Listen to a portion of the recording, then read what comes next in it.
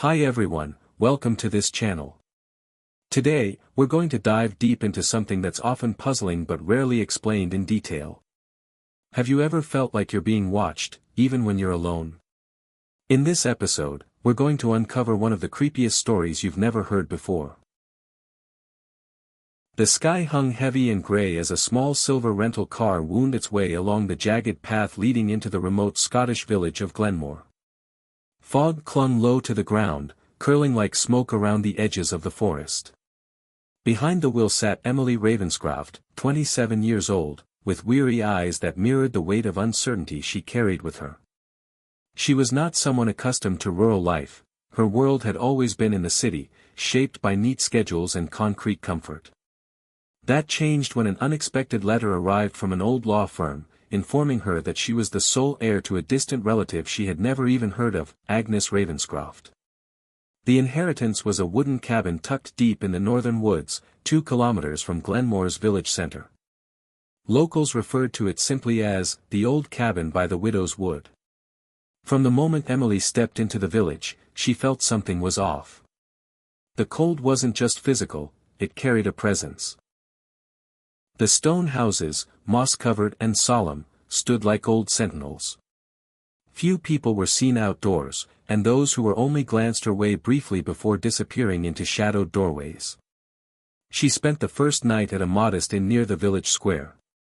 The woman who ran the place, a frail figure with eyes too old for her body, said little. Only a passing whisper left her lips, that no one had dared go near the cabin since the last person vanished without a trace. Emily brushed it off as local superstition. But that first night, as the wind howled through the cracked shutters, something deep in her chest stirred, a strange sense of being watched. She didn't yet know it, but the cabin was more than a structure. It was a wound, sealed shut long ago, now ready to bleed again. Emily tried to be friendly. The next morning, she ventured out into Glenmoore to learn more about the land she'd inherited. But with each encounter, she noticed an odd shift in tone. The villagers weren't hostile, but they weren't welcoming either. Most greeted her with quiet nods, but when she mentioned the cabin, their faces stiffened. Conversations turned evasive, eyes narrowed, and hands fidgeted as if trying to rid themselves of an invisible burden. In the village market, a man who looked like he'd spent a lifetime working the soil simply turned his back on her the moment she asked for directions to the cabin. At the local grocer, a young clerk who had been chatty seconds before suddenly rang her up in silence after spotting the deed poking out of her bag. Emily began to feel less like a visitor and more like an intruder, a trigger for memories the village wanted buried. She eventually stumbled upon the old town library, where in the far corner, covered in dust, was a rolled-up hand-drawn map. Her fingers trembled slightly as she unrolled it. The cabin was marked in red ink, the only structure labeled by name, Widow's Cabin. Emily stared at it for a while, unsure what to make of the label. Why widow? Who had died? And why had the name lingered long after? As she left the library, the same pair of eyes seemed to follow her from window to window, door to door. In Glenmoore, history wasn't recorded in books. It was held in the silence, in the unspoken rules, in the fear behind every hesitant smile. That evening, as the mist rolled in thicker than before, Emily encountered Arthur MacLeod, the church caretaker and, from what she later learned, the village's oldest living resident. He stood by the church gates with a lantern in one hand, his posture slightly bent with age, but his eyes were unnervingly sharp. He didn't smile. Instead, he looked at her as if searching for traces of someone he'd once known. When he finally spoke, it wasn't with warmth, but caution. Arthur didn't need to ask her name. He already knew. The resemblance, he later noted in his journal, was too strong to ignore. Emily tried to explain why she'd come, that she'd inherited the cabin from Agnes, but Arthur already knew that too. What he wanted was to warn her, though he chose his words carefully. He told her to be cautious. Not of the structure, but of what lingered around it, of what had never left. He didn't elaborate, but his final words hung in the air like frost. Not all inheritances should be accepted. Not all family ties should be followed. To Emily, it seemed like the ramblings of a man who had lived too long in isolation. But to Arthur, it was the last attempt of a village elder trying to stop history from repeating itself. He had seen the patterns before. He had buried the last soul who lived in that cabin. And he had no doubt the land was waking again. The trail to the cabin was barely visible, an old hunter's path, swallowed in places by moss and mud. Emily followed it through the trees, the sound of her boots muffled by damp earth. The forest was unnaturally still. No birds sang, no branches snapped. Only the wind sighed through the trunks like something breathing in sleep. The cabin emerged without warning, as if the trees had stepped aside just long enough for her to find it. It stood at the edge of a glade, its wood gray and warped, roof slanted and shingles missing like a mouth missing teeth. Despite the neglect, it didn't look abandoned. It looked waiting. Emily pushed the door open. It groaned like something alive. Inside, the air was thick and cold, heavy with dust and something older, mildew, perhaps, or decay. The main room was sparse but intact. An armchair faced the fireplace, which was layered in ash and cobwebs. On the mantel sat a framed portrait of a woman in black, her face almost featureless from age, yet somehow her eyes still sharp in the fading paint. Strange symbols were etched into the walls, circular, jagged, looping across the timber like veins. Emily ran her hand across them, curious. They didn't feel like decoration. They felt like warnings. The cabin had its own language, its own memory. She didn't understand it yet, but the silence it held wasn't empty. It was full, of stories, of footsteps that once echoed, of secrets that never died. Upstairs, in the attic tucked beneath the slant of the roof, Emily found an old travel trunk, its leather dry and cracked, locked but easy to pry open. Inside were brittle clothes, moth-eaten letters, and at the very bottom, a thick leather-bound journal. On its cover was a faded name, inked in dark red, Agnes Ravenscroft, 1931. She turned to the first page. The handwriting was elegant but erratic in places, as though written under pressure or fear. Agnes began by describing her own arrival to Glenmoore, young, unmarried, and unaware of what she'd inherited. She too had been lured by blood and deed, but unlike Emily, she never left. As the entries continued, the tone shifted. Agnes described dreams of scratching at the walls. Of cold breath brushing her skin at night. Of a woman she saw at the tree line, always the same, tall, hunched, and cloaked in black. She called her the widow in the woods. At first, she thought it was grief manifesting. But then she began to hear her voice. Feel her presence. She believed she was being watched from within. One final entry stood out. Agnes wrote that the cabin was a vessel, something built not to house the living, but to contain the thing that followed her bloodline. A warning was scrawled across the back cover in trembling ink. If you are reading this, leave now. Or she will never let you leave again. Emily stared at the words long into the night. Somewhere deep in the forest, a single knock echoed. Once. Then silence. That first night at the cabin arrived with unnatural speed, as if the sun had been forcibly yanked from the sky. Emily lit the old oil lamp she found on a side table, its flickering flame casting long shadows that moved like things with thoughts of their own. Outside, the forest turned from silent to alive. But not with the usual sounds of night creatures. There were no owls, no insects, no rustling leaves.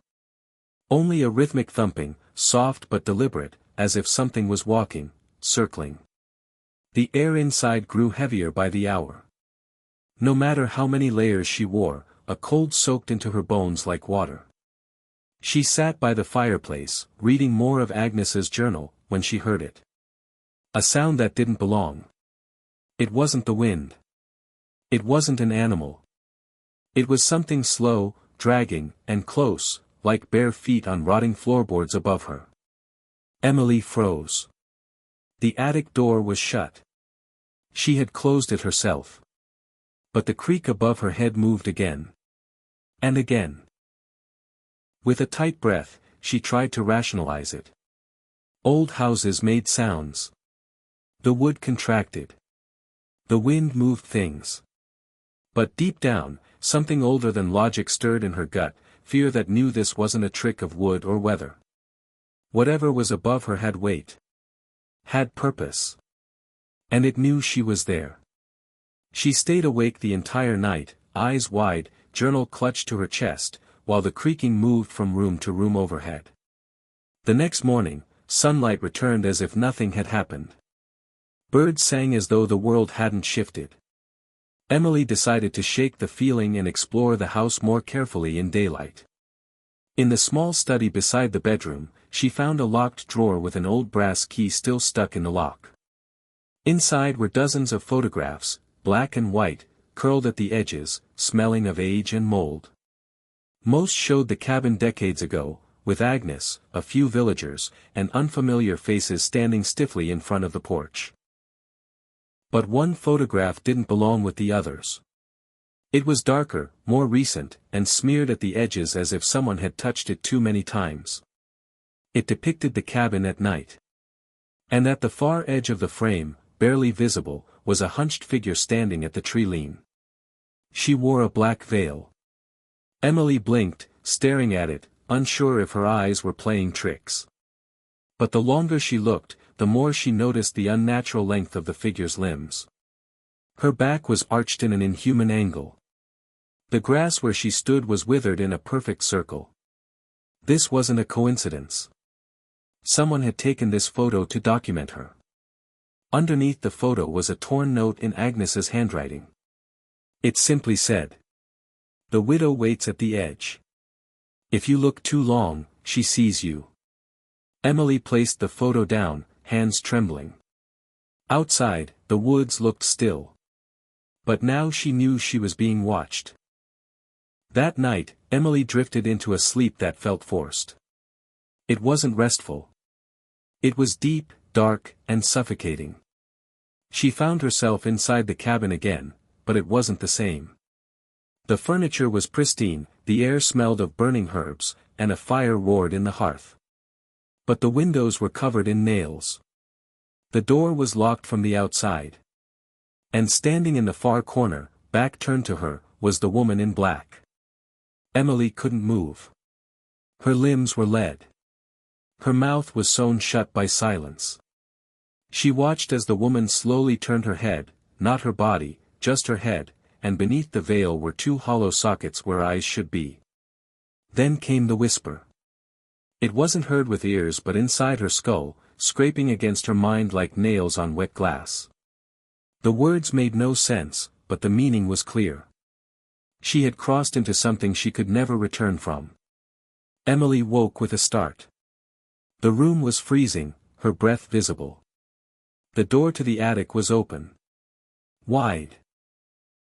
She had locked it before bed. Worse still, muddy footprints, bare, long-toed, and wet, led from the attic door to the foot of her bed. With panic building inside her, Emily searched the cabin top to bottom the next day. She tore apart old shelves, flipped chairs, opened every drawer. She wasn't looking for ghosts. She was looking for answers. For escape. For logic. But under the faded rug in the center of the main room, she found something else, a trapdoor. The wood was thick and blackened with age. A heavy iron ring sat at its center, almost fused to the wood. With effort, she lifted it. A wave of cold, moist air rushed upward, smelling of wet earth and rot. Below, narrow stone steps led into a darkness that felt alive. She descended only halfway before her legs froze. The space opened into a subterranean room, round, with walls carved in the same circular runes as upstairs. In the center was a well. Not of water, but of soil, endlessly black and still. Around the well were dried flowers, charred candles, and bones too clean to be animal. Emily backed away. But before she closed the trapdoor, she noticed something near the edge of the well, a black veil, half buried in the dirt. That evening, Glenmoore suffered its first power outage in years. Lights across the village flickered, then died.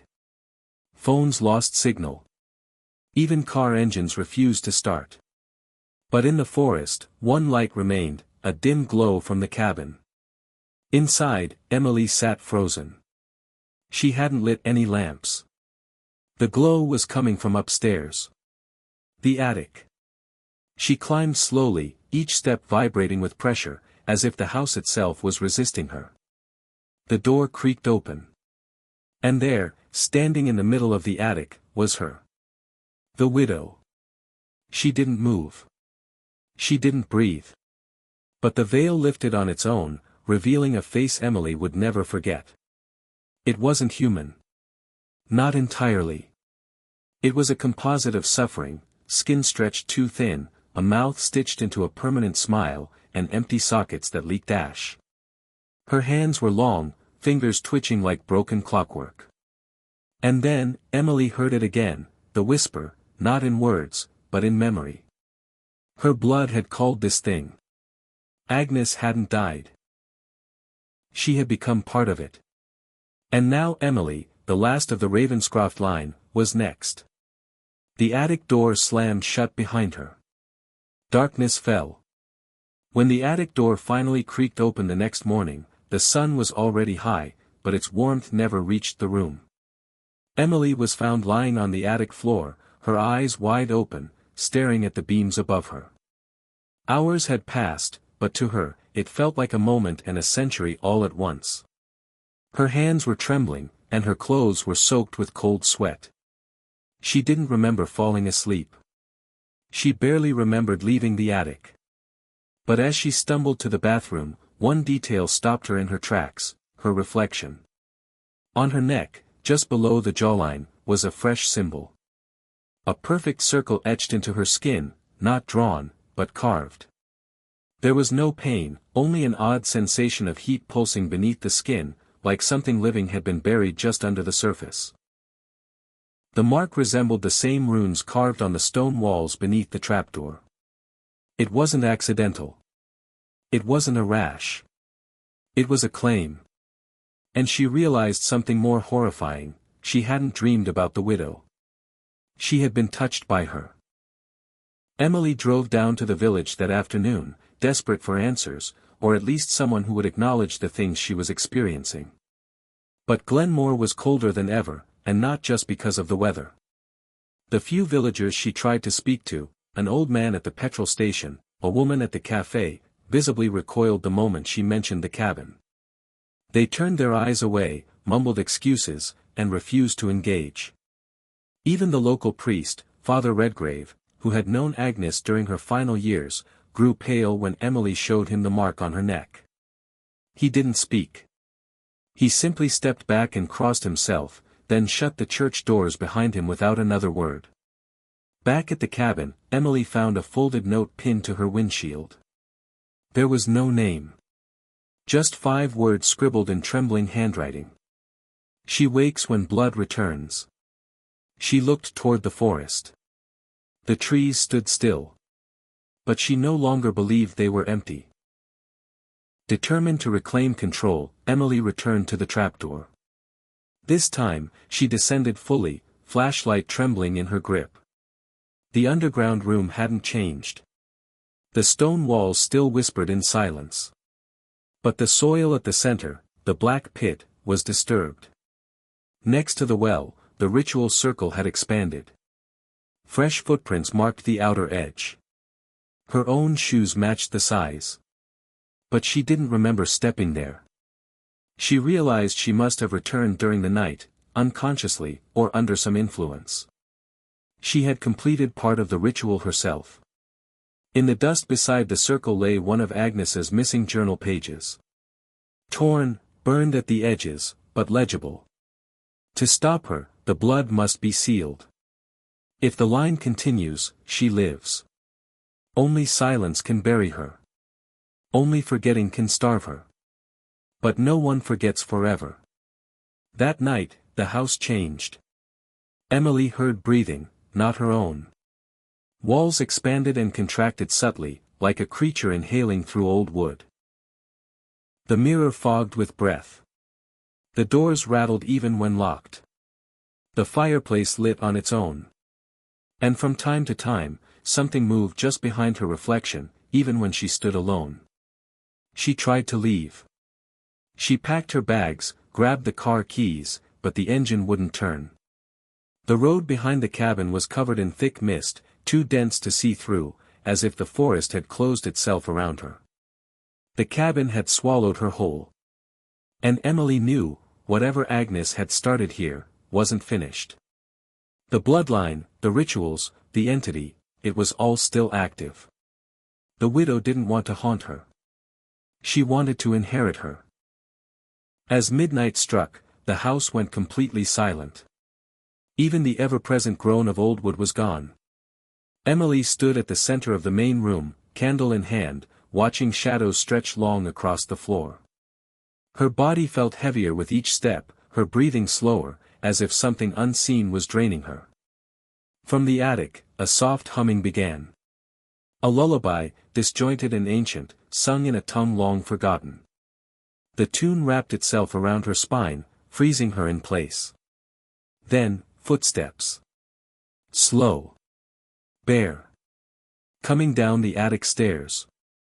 Emily turned, but no one was there. The candle flickered violently.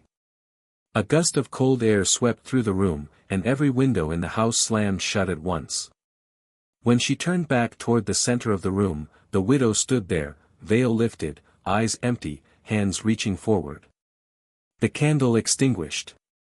The screen fades to black. That was our story for tonight.